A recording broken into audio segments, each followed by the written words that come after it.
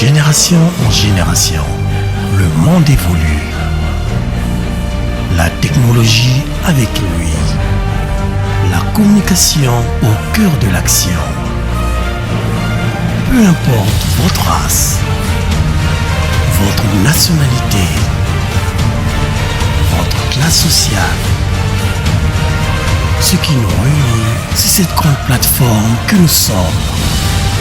La télévision pour tous. Nous vous accompagnons au quotidien 24 heures sur 24, 7 jours sur 7. Et pour plus, la télévision des nations, le géant des médias. Dans quelques instants, émission.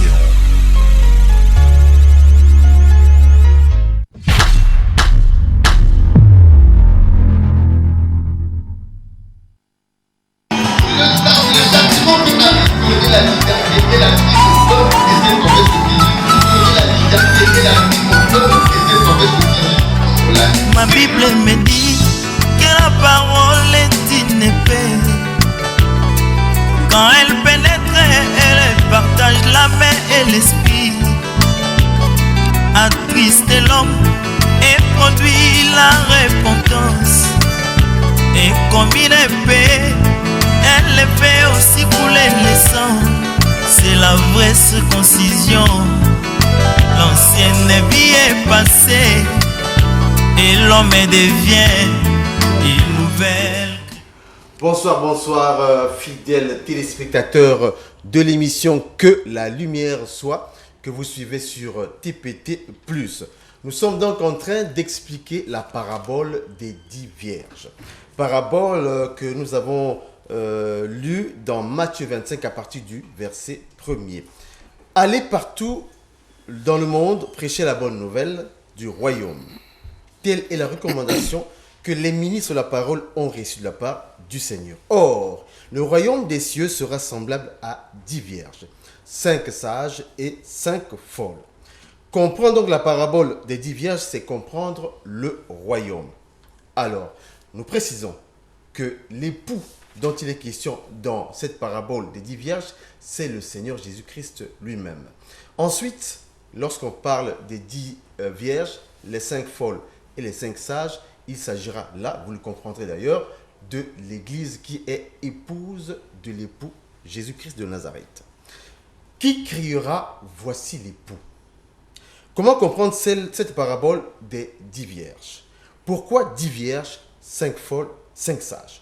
Pourquoi la rencontre avec l'époux doit-elle se faire au milieu de la nuit ? Telles sont les différentes questions que nous allons découvrir à partir de cette émission avec les enseignements du docteur Clyde Mundanga. Bonsoir frère Rema Wesley. Bonsoir. Bonsoir docteur Clyde Mundanga. Bonsoir.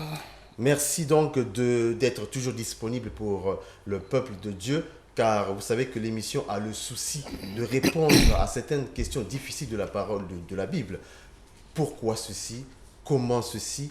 Ainsi de suite. C'est pourquoi aujourd'hui nous avons pensé parler des 10 vierges. C'est une profondeur qui se cache dans cette parabole que nous allons découvrir au fur et à mesure que nous allons exposer. Docteur, c'est à vous. Oui, nous voulons rappeler que ce sujet, ce thème, les 10 vierges, est un sujet capital pour la foi chrétienne. Un enfant de Dieu digne de ce nom est censé avoir connaissance sur cette parabole parce qu'elle regorge ce que le royaume sera.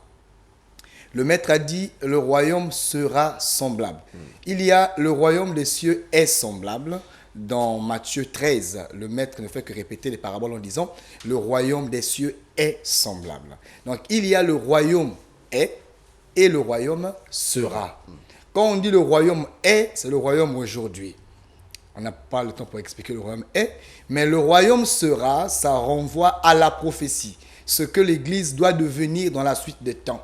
Et donc, c'est du futur de l'Église et le futur de tous les saints que le Seigneur a regorgé, a caché dans cette parabole, d'où l'importance pour l'Église de comprendre, puisque la recommandation faite sur les ministres de la parole, c'est d'aller et de prêcher la bonne nouvelle du royaume. Or que cette bonne nouvelle du royaume, qui n'est autre que annoncer le royaume, le Seigneur l'a résumé dans les 10 vierges. Voilà alors toute l'importance et pour nous le désir ou encore la responsabilité que d'éclairer cette pensée de la prophétie écrite. Donc, on va repartir sur les textes pour continuer la suite du message. On avait déjà expliqué ici que, comme a dit le frère Alain, l'époux dont on parle ici, c'est notre Seigneur Jésus-Christ, selon Jean chapitre 3, à partir du verset 27 jusqu'au verset 30. Là-bas, c'est Jean le Baptiste qui est en train de présenter qui est l'époux. Il nous dit que l'époux, c'est Jésus. Et lui, Jean, il n'était pas l'époux, mais il était l'ami de l'époux. Il n'était pas l'époux. Et il dit même que l'épouse appartient à l'époux. Et donc, l'époux, c'est le Christ. Vous savez que le Christ, c'est Jésus. Bon, il n'y a pas que ce verset. Il y a plusieurs versets que vous pourrez voir dans Apocalypse et un peu partout, qui attestent qu'il n'y a qu'un seul époux dans les Écritures, que l'épouse attend, c'est notre Seigneur Jésus-Christ, qui doit donc rencontrer ou récupérer l'Église dans les airs d'après la prophétie. Il y a une question qui flotte qu'on va répondre rapidement et on va embrasser la suite du message pour expliquer pourquoi 5 folles et pourquoi 5 sages. Il y a une question qui a été posée par un téléspectateur qui dit dans une des émissions, le docteur a déclaré que Moïse donnait ou encore donner une partie des terres au peuple.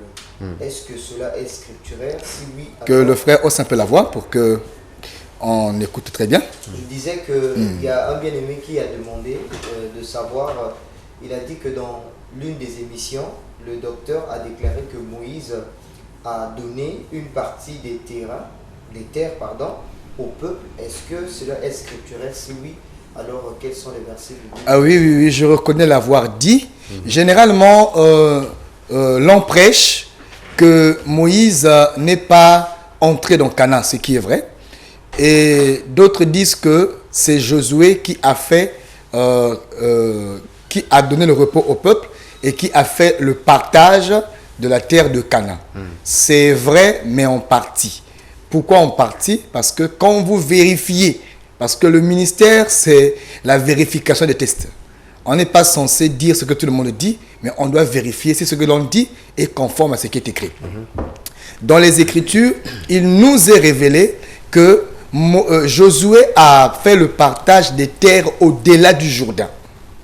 Mais avant le Jourdain, le territoire de Galade a été partagé ou a été donné par Moïse. Donc Moïse a fait le partage de terres qui sont avant le Jourdain.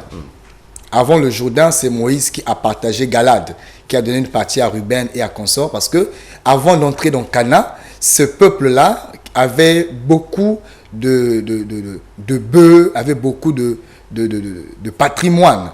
Alors, ils ne pouvaient pas aller de l'autre côté là-bas, combattre avec ça de peur de tout perdre. Donc, ils ont demandé à Moïse de leur donner une partie avant de dépasser le Jourdain. Et Moïse avait résisté. Ils ont insisté pour dire à Moïse, nous irons combattre, mais avant ça, donne-nous ces terres pour qu'on installe d'abord nos enfants, qu'on installe d'abord nos biens et nous pourrons aller combattre avec nos frères. Et Moïse avait donné, avait partagé toutes les terres avant le Jourdain de son vivant. Et après Moïse, Josué a fait le complément des terres au-delà du Jourdain. Ce que je dis n'est pas une invention. Le frère Westé pourra donc prendre le texte dans le livre de Josué. Josué, le chapitre 18. Ah oui, on va lire le texte. Versets 7 à 8. Lisons ça. Josué 18. Josué 18, bien aimé, vous qui suivez. Suivez ce que dit l'Écriture. 7 à 8. 7 à 8. Il est écrit ce qui suit. Oui. Mais il n'y aura point de part pour les Lévites au milieu de vous, car le sacerdoce de l'Éternel est leur héritage. Et Gad, Ruben et la demi-tribu de Manassé ont reçu leur héritage que Moïse, serviteur de l'Éternel, leur a donné de l'autre côté du Jourdain à l'Orient. Vous voyez? Donc, à l'Orient, c'est avant le Jourdain. Maintenant, il dit l'autre côté parce qu'ils sont déjà en possession du Jourdain. Donc, ça devient l'autre côté. Mais avant de prendre possession, c'est avant le Jourdain.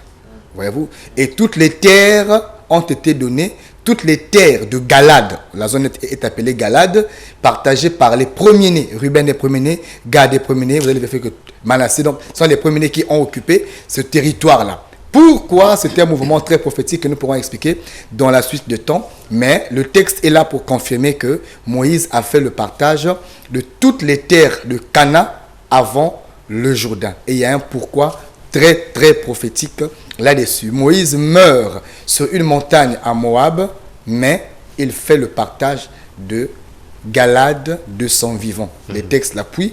Il y a aussi d'autres textes qui l'appuient encore, frère Wesley. Josué 13, verset 8 et Nombre 32. Josué 13, 8, lis ça encore pour appuyer ce que nous sommes en train de dire. Josué 13, verset 8, il est écrit: les Rubénites et les Galadites, avec l'autre moitié de la tribu de Manassé, ont reçu leur héritage que Moïse leur a donné de l'autre côté du Jourdain à l'Orient, comme le leur a donné Moïse, serviteur de l'Éternel.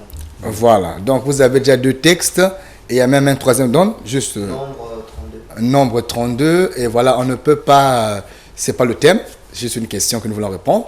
Je pense que le frère a la réponse à sa question. Les textes sont là. Moïse a partagé toutes les terres, donc la zone de Galade, avant le Jourdain. Maintenant, au-delà du Jourdain, Josué va donc expliquer ça. Pourquoi, un jour, on va expliquer pourquoi revoit-on Moïse dans Canaan? Et pourtant, il est resté depuis Moab. C'est très important. Car nous disons que même dans Canaan, Moïse doit se trouver là. On ne peut pas traverser le Jourdain si Moïse n'est pas là. Or que Moïse, c'est l'écriture. Ça veut dire que même dans la grâce, on a besoin de l'écriture. C'est très important. Tu ne peux pas aller dans l'autre rive si tu n'as pas l'explication de l'écriture. Et c'est ça, dans la grâce, il y a l'écriture. Voilà pourquoi Paul a dit, 1 Corinthiens 14, j'interdis à la femme ce que vous connaissez. Un peu plus tard, il dit, comme le dit aussi la loi. La loi, c'est Moïse qui est présent et qui partage toute la terre au premier-né. Très important. Ok, nous pouvons continuer avec la suite de l'émission. Nous revenons sur les 10 vierges. C'était une question posée par un précieux frère. Là, nous revenons maintenant dans notre nourriture. Comme vous savez, heureux le serviteur qui donne la nourriture au temps convenable. Et ce qui nous convient ce soir, c'est l'explication des 10 vierges. Nous avons dit, pourquoi 10 vierges? D'abord, qu'on lise les textes pour être conforme aux Écritures. Matthieu chapitre 25, à partir du verset 1er, nous lisons la parole du Seigneur. Matthieu 25, le verset 1er. Alors le royaume des cieux sera semblable à 10 vierges qui, ayant pris leur lampe, allèrent à la rencontre de l'époux. Le verset 2. 5 d'entre elles étaient folles et 5 sages. Les folles, en prenant leur lampe, ne prirent point d'huile avec elles. Donc 10 vierges, 5 folles, 5 sages. Ok. Le verset 4. Mais les sages prirent avec leur lampe et de l'huile dans les vases. Le verset 5. Comme l'époux tardait, toutes s'assoupirent et s'endormirent. Le verset 6. Au milieu de la nuit, on cria, voici l'époux, allez à sa rencontre. Le verset 7. Alors toutes ces vierges se réveillèrent et préparèrent leur lampe. Le verset 8. Les folles dirent aux sages, donnez-nous de votre huile, car nos lampes s'éteignent. Le verset 9. Les sages répondirent, donnez-nous de votre huile, car nos lampes s'éteignent. Donc les lampes n'étaient pas tout à fait éteintes, mais les lampes s'éteignaient. Ce détail est très important. Vas-y. Le verset 9. Les sages répondirent, non, il n'y en aura pas assez pour nous et pour vous. Allez plutôt chez ceux qui en vendent et achetez-en pour vous. Le verset 10. Pendant qu'elle allait acheter, l'époux arriva. Celles qui étaient prêtes entrèrent avec lui dans la salle des noces et la porte fut fermée. Le verset 11. Plus tard, les autres vierges vinrent et dirent, Seigneur, Seigneur, ouvre-nous. Le verset 12. Mais il répondit, je vous le dis en vérité, je ne vous connais pas. Le verset 13. Ça va. Donc puisque vous ne savez ni le jour ni l'heure. Ni le jour ni l'heure, cette parabole a été donnée pour permettre à l'Église d'être en éveil. Et nous comprenons que c'est la prophétie qui éveille le peuple. Amen. Si la prophétie n'est pas enseignée dans une église, le peuple dormira. Le peuple se perdra. Le peuple n'aura pas de repère. C'est la prophétie qui garde le peuple en éveil. Car quand il n'y a plus de lumière, le sommeil gagne le peuple. Remarquez ceci. Nous avions lu dans l'émission précédente, dans le second épître de Paul aux Corinthiens, chapitre 11, au verset 2, Paul disant, je suis jaloux de vous, de la jalousie de Dieu, car je vous ai fiancés. Donc, il parle de l'Église en général. Il nous a fiancés à un seul époux, comme une seule vierge pure. On n'a pas dit folle ou sage, parce que et les folles et les sages, toutes sont vierges pures d'abord. Voyez-vous, la folie n'enlève pas la virginité. Bien qu'elles soient folles, elles ont conservé leur virginité. Donc, quand Paul parle dans 2 Corinthiens 11, il parle de la Vierge dont parle Jésus. En réalité, ici, Paul était en train de prêcher Matthieu 25. Voyez-vous? Et il est en train de dire que l'Église doit être présentée auprès de l'époux. Évidemment, les vierges partaient à la rencontre de l'époux. L'Église aujourd'hui est une Église qui est en pleine marche et cette marche doit nous conduire à la rencontre de l'époux. L'Église n'est pas statique, mais l'Église est en train de marcher. Et la marche de l'Église ne doit pas être une marche en reculant, mais plutôt une marche qui nous conduit jour après jour vers l'époux que nous avons tant aimé. Parce que l'intendant le plus ancien, quand il récupère la jeune fille vierge, qui n'est autre que la sœur Rebecca, il a mission de conduire la Vierge à la rencontre de l'époux qui est Isaac. Voyez-vous? Et il ne peut pas faire de détour, ni à gauche ni à droite, car la femme qu'il porte sur la monture a une destination bien fixe. Elle est attendue par l'époux qui est dans la cour de la parcelle d'Abraham en train d'attendre l'épouse pour qui un prix a été payé. Et nous expliquons que Rebecca, qui est en train d'être conduite, c'est l'Église qui marche pour aller à la rencontre de l'époux.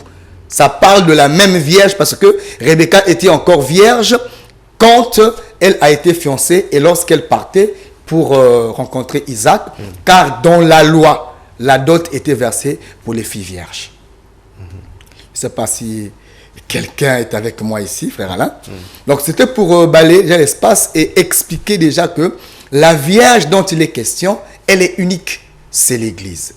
Maintenant, quand on parle de 10 vierges, le chiffre 10 est un chiffre prophétique que nous allons expliquer ici, à ne pas comprendre autrement.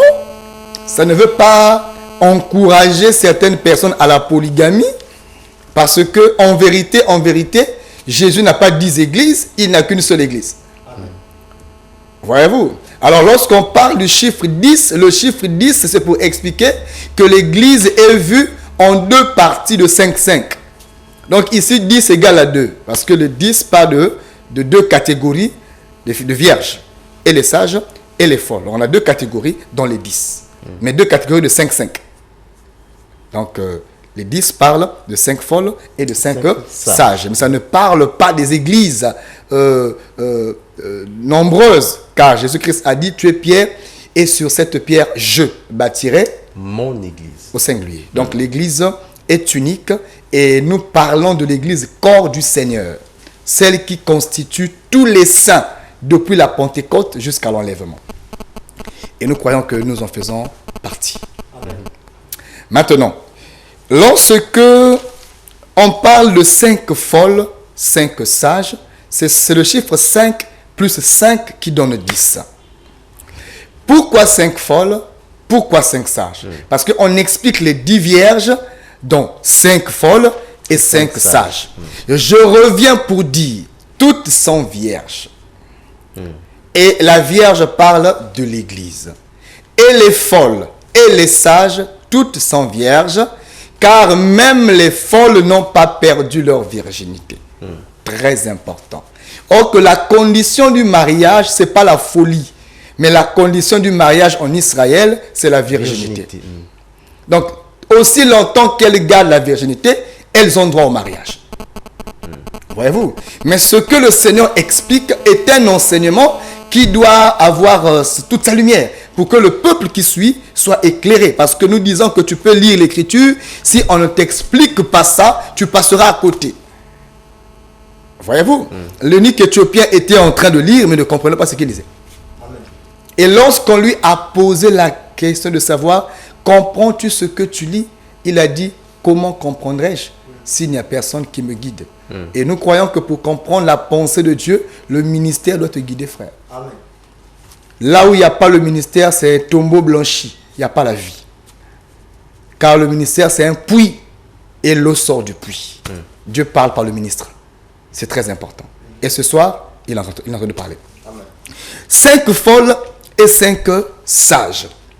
Ici, je dis ceci. La Vierge, ce n'est pas 2 églises. La Vierge, ce n'est pas 3 églises. Car Jésus ne connaît pas 2, 3, 4, 5 églises. Il ne connaît qu'une seule église qu'il a plantée. Très important. Mais, pourquoi 5 folles et 5 sages? L'église du Seigneur, dans le volet prophétique, est vue en 2 parties et en 2 facettes. Dans l'église de Dieu, il y a une partie qui est folle et il y a une partie qui est sage. Mais il n'y a pas 6 sages et 4 folles. Il n'y a pas 3 sages et 7 folles. Il n'y a pas 8 folles et 2 sages. À dessein, le maître a parlé de 5, 5. C'est pour dire que et les folles et les sages, toutes ont eu part au chiffre 5. Amen. Ici, le chiffre 5, d'abord, nous parle de la grâce. Ah. C'est une église qui marche dans le temps de la grâce. Et les folles et les sages ont toutes eu part à la même grâce. Personne n'a été privilégié. La preuve en est que toutes ont reçu les mêmes lampes. Voyez-vous? Et au départ, chacun a le droit de se servir du taux d'huile qu'il pense être suffisant pour sa marche. Donc, personne n'a été lésé. Toutes ont eu part à la même grâce au chiffre 5. Donc, et les folles et les sages, toutes traversent le temps de la grâce, car il est sans contredit que le chiffre 5 nous parle de la grâce. Tout bon lecteur est censé le connaître. Le chiffre 5 aussi nous parle de l'œuvre du ministère. Amen. Oui. Ok? Éphésiens 4, à partir du verset 11, ça parle de l'œuvre du ministère. Et nous disons qu'il y a un seul ministère, c'est le ministère de la parole, mais le ministère de la parole s'exerce en 5 grâces différentes. C'est ça, le chandelier dans le lieu saint qui apporte la lumière, mais le chandelier est séparé en 5 parties. Il y a le pied, il y a la tige, calice, pomme et quoi? Et fleurs. Voyez-vous? Donc ce sont les 5 parties qui constituent le chandelier. Or, les 5 parties du chandelier ne parlent que des 5 grâces ministérielles. Et les 5 grâces ministérielles s'unissent pour un seul ministère qui est le ministère de la parole.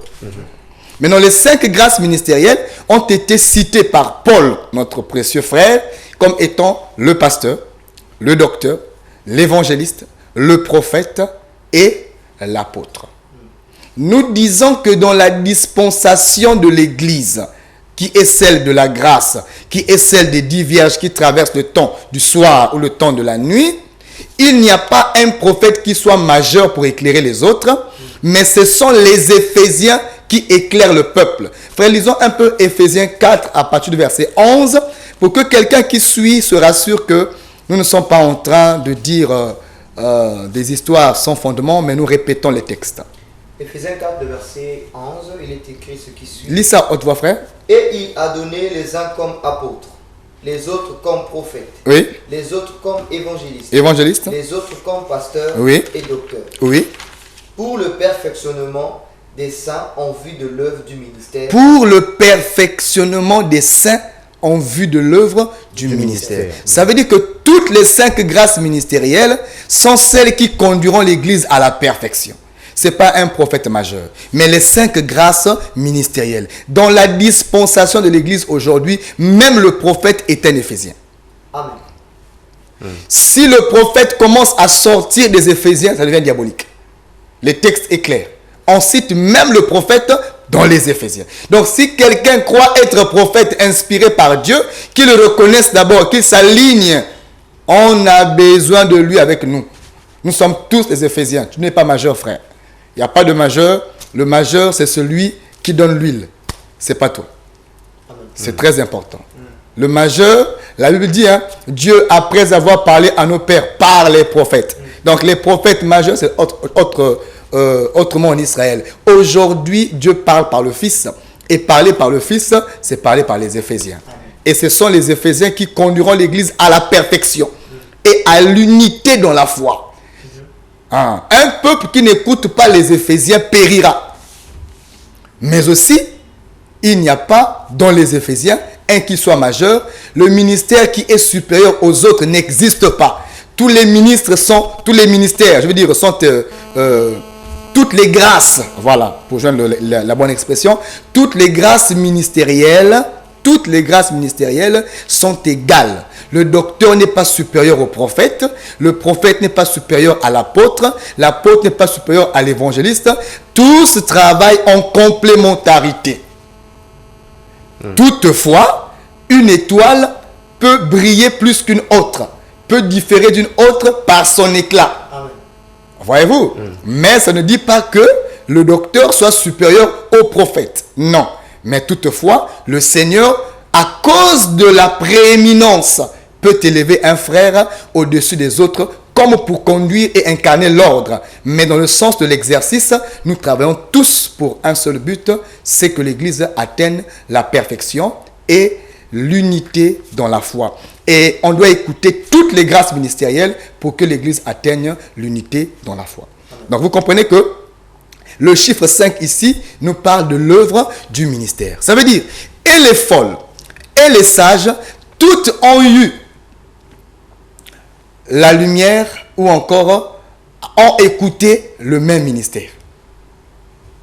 Voyez-vous? Donc, le même enseignement que les folles reçoivent, c'est le même enseignement que les sages reçoivent. Parce que ce sont les mêmes ministres qui les enseignent. On a dit que la lampe, c'est quoi? C'est la parole prophétique. La lampe qui brille dans la nuit, c'est la parole prophétique. Et les folles et les sages, toutes ont eu à écouter l'enseignement des apôtres et toutes ont reçu connaissance de la parole prophétique. La nuance, c'est sur la folie des unes et la sagesse des autres. Qu'est-ce qui a constitué la folie des 5 autres et la sagesse d'autres? C'est ceci, frère bien-aimé, toi qui me suis. Lorsqu'on leur donnait des lampes, les sages folles étaient imprudentes. Voilà pourquoi d'autres versions comme Darby parlent de 5 folles sages, non, 5 vierges sages et 5 vierges imprudentes. À la place de folle, Darby dit imprudente. La folie des 5 folles s'explique dans leur imprudence. Laquelle? Elles ne savent pas à quelle heure l'époux viendra. Elles ne savent pas à quel cadran de la nuit viendra l'époux. Du coup, la sagesse voudrait qu'on ait suffisamment d'huile en réserve, de peur que manque d'huile ou encore faute d'huile, que les lampes ne s'éteignent avant que l'époux ne vienne. Au départ, l'huile est disponible, mais les folles se sont contentées que de ce qui était dans la lampe. Elles n'ont pas voulu prendre plus d'huile. Voilà l'imprudence qui a caractérisé dans le texte d'abord leur folie. Or que les sages, connaissant qu'elles n'ont pas la maîtrise de l'heure que viendra l'époux, et elles ne peuvent pas entrer dans l'obscurité, voilà pourquoi elles ont pris beaucoup d'huile en réserve, se disant en elles-mêmes, au cas où l'époux nous surprenait et que nos lampes s'éteignaient, nous aurons la possibilité de recharger et d'entrer directement. D'après d'abord les textes. Voyez-vous? Maintenant, c'est quoi la lampe? C'est quoi la lumière? Et c'est quoi? L'huile. Nous avons dit que la lampe, c'est la parole de Dieu, d'après David. Mais quand la lampe commence à briller dans la nuit, Pierre dit que c'est la parole prophétique. Selon combien? 2 Pierre chapitre 1 verset 19. Très important, 2 Pierre 1 verset 19 à vérifier. Maintenant, la lampe qui brille dans la nuit, Pierre dit que c'est la parole prophétique. Donc, la Vierge, c'est celle qui n'a pas perdu la virginité. C'est-à-dire, qui ne croit pas en un autre époux ou un autre Seigneur. Ceux qui sont au mont Kari ne sont plus vierges, ne sont pas d'ailleurs vierges. Elles sont prostituées. Pourquoi? Parce qu'elles ont cru en un époux congolais qui est là, un confrère qui devient aussi époux. On s'étonne. Ceux aussi qui sont l'autre côté là-bas à Kamba ont eu un époux. Voilà pourquoi elles ne sont pas vierges. La Vierge, c'est l'Église qui ne croit qu'en Jésus, qui croit en un seul Dieu et qui croit que Jésus est Dieu. Il n'y a pas un Dieu le Père, Dieu le Fils, il y a un seul Dieu. Donc la Vierge, c'est l'Église qui croit en un seul Dieu. Mais cette Église qui croit en un seul Dieu, pour qu'elle soit sauvée, elle doit avoir eu ou encore reçu une lampe. La lampe, c'est la parole prophétique, l'enseignement de la prophétie dans l'Église. C'est elle qui situe et qui garde l'Église en éveil. Maintenant, une fois qu'on a cette lampe-là, qui est la parole prophétique, l'explication des choses cachées et des mystères du Seigneur. Une fois qu'on a cette connaissance, qui est la lampe, il faut que le Saint-Esprit vienne. L'huile, c'est ça l'onction, selon Exode 30, verset 25, selon aussi Psaume 89, verset 20 à 21. Vous pourrez lire ça à la maison, il n'y a plus le temps pour que je traîne là-dessus. L'huile nous parle de l'onction. Voilà pourquoi on dit ils ont été oints du Saint-Esprit. Donc ici, l'huile nous parle de l'onction. Ça veut dire le Saint-Esprit. Donc une fois qu'on a la lampe qui est la parole prophétique, la lampe produira en nous l'Esprit. Car il n'y a pas le Saint-Esprit en dehors de la parole, frère. Amen. Nous disons que tous ceux qui clament avoir le Saint-Esprit, même s'ils dansent, ils sont en transe, ils prophétisent et parlent en langue, s'ils n'ont pas la parole véritable, ce n'est pas le Saint-Esprit qui les agite, c'est l'esprit du python. Amen. Nous sommes au temps où le pythontisme est en train de travailler, faisant falsification de l'œuvre du Saint-Esprit. Alors le Saint-Esprit n'est possible que une fois la parole de vérité est reçue. Et la parole de vérité, c'est l'évangile que les apôtres ont prêché, qui est l'explication de Dieu dans toutes ses facettes, la saine doctrine. Alors nous disons ceci, une fois que on a la lampe qui est la parole prophétique, et que on a l'huile dans la lampe, la lumière jaillit. Voyez-vous? Donc la lumière, c'est la résultante de la lampe et de l'huile. Et nous disons que la lumière, d'après Jean chapitre 3, nous parle des bonnes œuvres. Attention, la lumière, ce n'est pas toujours l'enseignement. Dans ce contexte, la lumière nous parle des bonnes œuvres. Selon Jean chapitre 3, on va lire ça rapidement pour que celui qui suit, nous sommes presque à la fin de notre sermon. Jean chapitre 3. Jean 3. Le chapitre 3. Voilà. À partir... prenons Jean chapitre 3 à partir du verset 19. Le verset 19, il est écrit. Et ce jugement, c'est que la lumière étant venue dans le monde, les hommes ont préféré les ténèbres à la lumière. Ont préféré les ténèbres à la lumière, ok? Parce que leurs œuvres étaient mauvaises. Parce que leurs œuvres étaient mauvaises. Donc les œuvres qui se font dans l'obscurité, ce sont les mauvaises œuvres.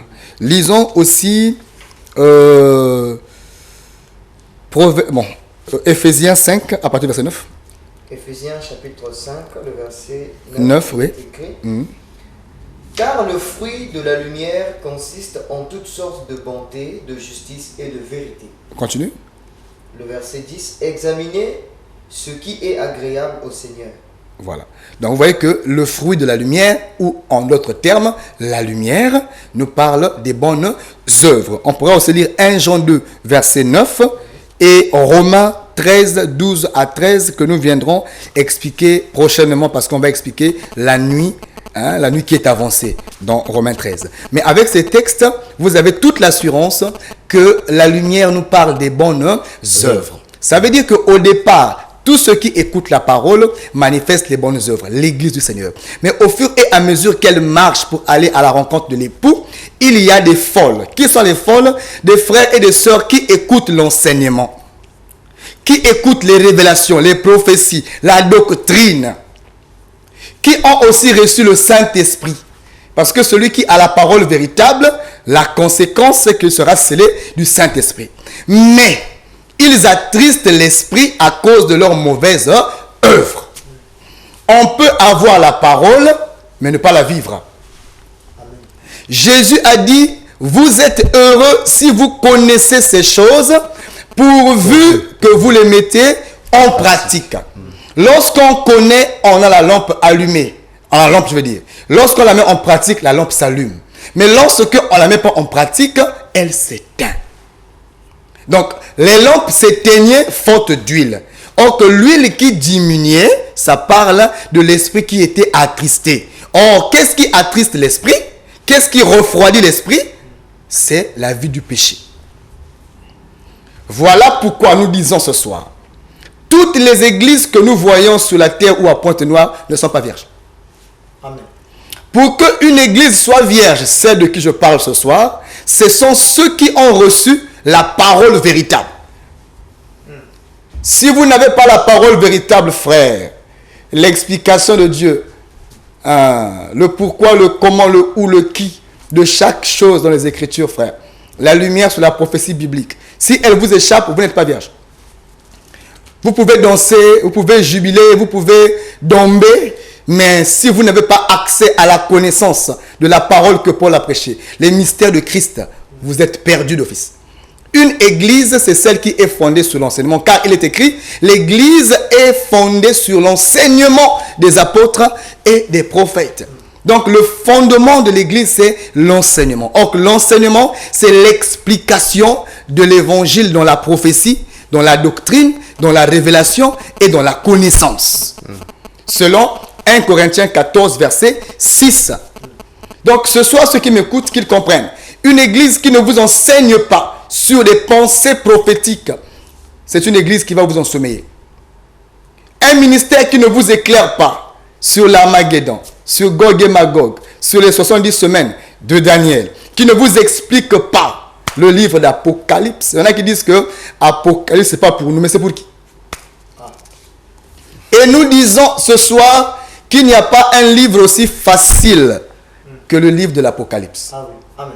Nous aurons le temps d'expliquer ça ici, frère. Élément par élément, mot à mot, le peuple comprendra qu'il n'y a pas plus facile que Apocalypse. C'est le livre le plus facile de la Bible. Car Apocalypse veut dire révélation. Mais ce qui est déjà révélé, ça peut pas être difficile, frère. Amen. Voilà pourquoi nous disons que le livre de Matthieu est plus difficile que l'Apocalypse. Nous aurons donc le temps d'expliquer avec les mots les plus simples, où même un enfant adolescent pourra comprendre que l'Apocalypse est un livre facile. Mais le ministère, c'est celui qui rend clair, qui apporte la lumière sur ce qui est sombre. Ça peut paraître difficile pour celui qui n'a pas le ministère. Mais celui qui est sous l'abri d'un ministre de la parole verra que ces choses deviendront faciles. Donc la connaissance, la Bible dit que la vie éternelle, c'est qu'ils te connaissent, toi le seul vrai Dieu. Donc la vie éternelle, c'est une connaissance. Là où il n'y a pas la connaissance, il n'y a pas la vie. Car le peuple périt faute de connaissance. Voilà pourquoi nous disons, frère, faire tomber les gens, c'est pas ça le salut. Prophétiser, Namoni, Maman Zandoki, Kokwazaboy, c'est pas ça, c'est que Jésus-Christ a prêché. Amen. Prêchons la bonne nouvelle du royaume. Préparons le peuple. Car l'Écriture dit, veillez et priez, car vous ne savez pas à quelle heure l'époux viendra. Or que ceux qui gardent l'épouse en éveil, c'est la connaissance de la prophétie. Yes. Gardons l'église en éveil. Préparons l'église. Parce que si on continue à ensommeiller l'église dans des prédications à dormir debout, après, ceux qui peuvent à poto, est-ce que dans poto là, il n'y a pas de païens? Ceux qui ont que poto païen, on appelle païen. Poto épée sakalo la terre. Voyez-vous, tu peux rester au Congo et Dieu peut te bénir aussi au Congo. Amen. Il n'est pas dit que le Congo est contre la bénédiction, frère. Même ici, il y en a qui sont bénis, frère. Et je crois que l'élévation ne vient ni de l'Orient, ni de l'Occident, ni de la France, ni des États-Unis, ni de la Belgique, ni je ne sais pas de l'Inde ou du Brésil, mais l'élévation vient de l'Éternel. Et l'Éternel, c'est sa parole, car il est écrit au commencement était la parole, et la parole était avec Dieu, et la parole est Dieu. Donc l'élévation vient de la parole et non d'une contrée quelconque. Donc cette prédication sur laquelle où on donne au peuple des faux espoirs. Viens bien aimé, au Komona, le Sambonanga, et puis Sakamabala, ça c'est de la tromperie. Et le faire, c'est même faire l'œuvre du diable. Nous voulons dire, Église du Seigneur, ne soyez pas bornés, emportés à tout vent de doctrine. Votre âme est précieuse. Christ est mort pour votre salut. Ne permettez pas à n'importe qui de blaguer avec votre salut, car le salut est cher et on ne l'achète pas au marché.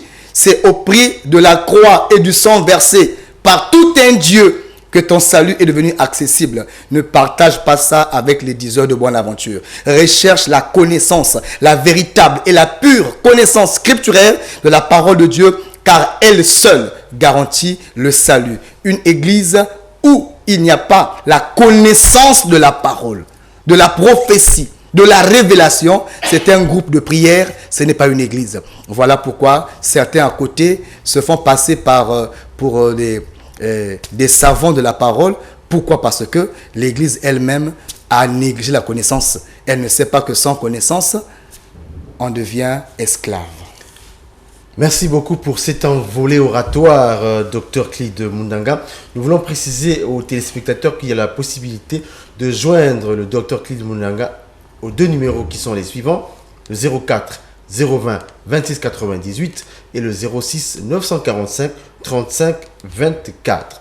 Pour ceux qui n'avaient pas commencé avec nous ces émissions, vous avez aussi la possibilité de vous rattraper sur YouTube, car toutes les émissions qui sont produites ici sur TPT sont placées sur YouTube et vous aurez toute la gamme pour vous informer.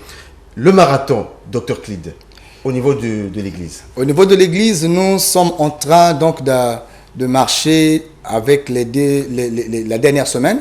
Le marathon a commencé depuis le 1er, il prendra fin le 30 de ce mois, donc le samedi 30 de 17h00 à 19h30. Nous disons à tous les amoureux de la pure parole. Une chose est de prêcher la parole, une autre est de prêcher la pure parole, la vraie parole, celle que Paul a prêchée, que Jacques et Jean ont prêchée, pas celle que nous sommes surpris de constater aujourd'hui. Donc, tous les amoureux de la parole, nous vous invitons à vous joindre à nous demain déjà, de 9h00 à 12h. Ce sera la suite du marathon de prière. Nous parlerons sur un sujet très important. Peut-il venir de Nazareth quelque chose de bon? Pourquoi Nazareth? Et pourquoi de Nazareth ne pouvait-il pas sortir quelque chose de bon? Ça, c'est le mystère qui sera révélé demain. Mais toutefois, notre église est située à la base Socoprise. Quand vous partez du grand marché pour l'aéroport, en empruntant la voie ligne 6, ou encore, voilà, vous arrêtez donc à l'arrêt station, ou encore rond-point Ilama. Une fois on vous laisse au rond-point Ilama, vous prenez la droite qui mène vers la brasserie, sur l'avenue.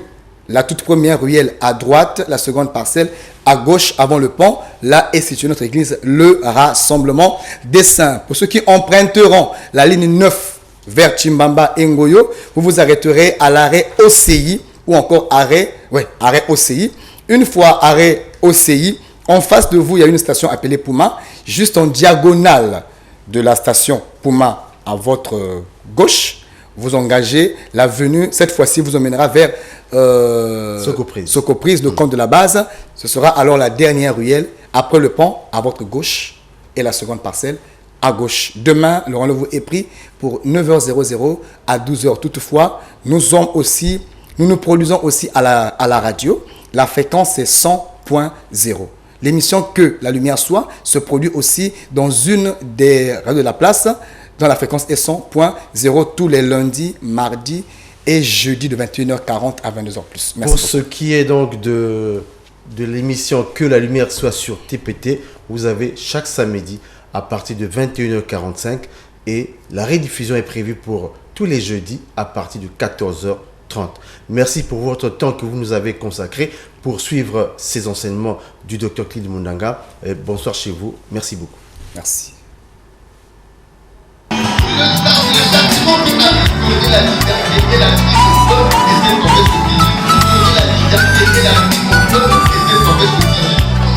Ma Bible me dit que la parole est une épée.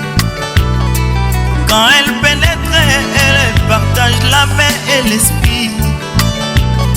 Attriste l'homme et produit la repentance. Et comme une épée, elle fait aussi couler le sang. C'est la vraie circoncision. L'ancienne vie est passée et l'homme devient